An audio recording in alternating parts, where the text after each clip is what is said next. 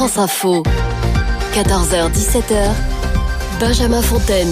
On l'a découverte dans La Classe avec Fabrice dans les années 80 et depuis elle a enchaîné les films. L'actrice Michèle Larocque, à l'affiche d'un nouvel épisode de la saga Belle et Sébastien, entre dans le monde d'Élodie juste après le fil info à 16h50 avec Mathilde Romagnan.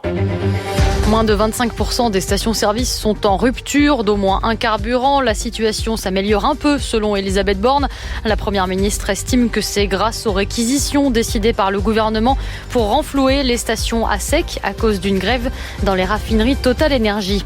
Une prolongation du mouvement social dans les centrales nucléaires aura des conséquences lourdes sur l'approvisionnement en électricité cet hiver. Avertissement aujourd'hui de RTE, le gestionnaire du réseau de transport d'électricité en France. Selon la CGT, 11 centrales nucléaires sont touchées par un mouvement de grève. Plusieurs milliers de personnes manifestent aujourd'hui en France pour une hausse des salaires et pour la défense du droit de grève. Environ 2000 personnes à Marseille, 1 millier à Strasbourg, 2000 à Rennes par exemple. Près de 150 points de rassemblement sont prévus dans l'Hexagone selon la CGT. À l'Assemblée nationale aujourd'hui, le député de la France Insoumise, Éric Coquerel, demande solennellement au gouvernement de ne pas utiliser le 49.3 sur le projet de loi de finances pour 2023.